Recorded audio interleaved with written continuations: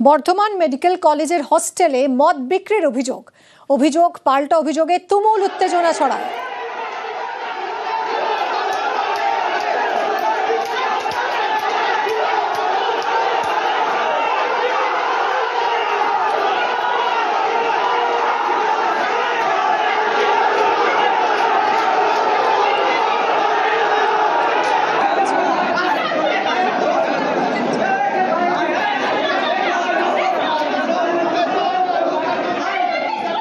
পরিস্থিতি এতটাই উত্তপ্ত হয় র্যাফ নামাতে হয়। কথা বলবো, শরদিন্দু রয়েছে সঙ্গে। শরদিন্দু, এতটা উত্তপ্ত হলো কেন পরিস্থিতি? দেখো, কলেজের বর্ধমান মেডিকেল কলেজের স্পন্দন অনুষ্ঠান, যেটা বার্ষিক সাংস্কৃতিক অনুষ্ঠান, সেই অনুষ্ঠান চলাকালীন বয়েজ হোস্টেলের 7 নম্বর হোস্টেল থেকে মদ বিক্রি হয়েছে এবং পড়ুয়ারা দেদার সেই মদ পান করেছে সেই অনুষ্ঠান চলাকালীন।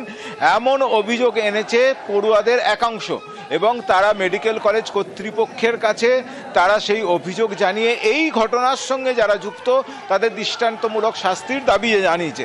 আজ কলেজে সেই বিষয় নিয়েই টিচার কাউন্সিলের বৈঠক চলছে এবং সেই বৈঠকের কি ফল হয় তা জানতে তারা যখন উপস্থিত হয়েছে তখন আর এক পক্ষ তারাও সেখানে উপস্থিত হয় এবং পাল্টা স্লোগান দেয় এবং তার ফলেই কিন্তু উত্তেজনার পরিস্থিতি তৈরি হয়।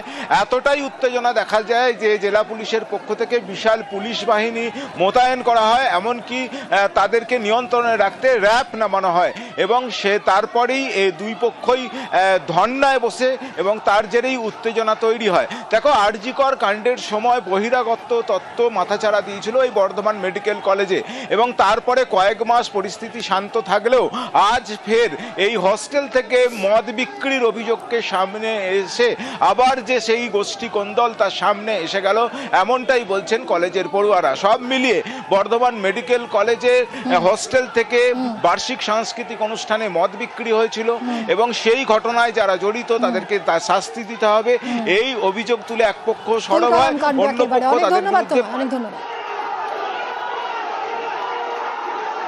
কলেজে সুস্থ শান্তির পরিবেশ ফিরিয়ে দিতে হবে, অসাধু লোকজনদেরকে বের করতে হবে, সত্য এবং সততার সাথে কলেজ চলবে।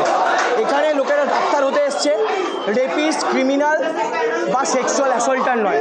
কারণ আমাদের মনে হচ্ছে এত কিছুর পরে কর্তৃপক্ষ এই 15 জনের কাছে বেশি প্রিয়। গোটা কলেজ কি চাই তাই নয়, কারণ এদের কাছে হয়তো প্রিন্সিপালের কোনো লুকোনো ধন রয়েছে বা আমাদের কর্তৃপক্ষের কোনো লুকোনো ধন রয়েছে, যার জন্য আজকে ওরা সামনে দাঁড়িয়ে রয়েছে আর কলেজের এখানে আপামোর 300 থেকে 400 ছাত্রছাত্রী দাঁড়িয়ে রয়েছে। 20 তারিখ এবং 21 তারিখ সেপ্টেম্বর মাসের যে স্পন্দন অনুষ্ঠান হয় সেখানে বয়েজ হোস্টেল 1 রুম নম্বর 7 থেকে অনৈতিক এবং অবৈধ উপায়ে মদ বিক্রি করা হয়েছিল। সেই মদ বিক্রির যে ভিডিও, ছবি, সব প্রমাণ নিয়ে আমরা ম্যামের কাছে একটা অভিযোগপত্র জমা দিই। সেই নিয়ে আজকে একটা বৈঠক বসেছে। আমাদেরকে প্রথমে এখান থেকে বের করে দেওয়া হচ্ছিল, আমরা বলেছিলাম সবাই বেরিয়ে গেলে আমরাও বেরিয়ে যাব, কিন্তু শুধুমাত্র আমাদেরকেই বার করা হয়, ওদেরকে বার করা হয়নি। সেই জন্য আমরা আবার এখানে এসে ধর্নায় বসেছি।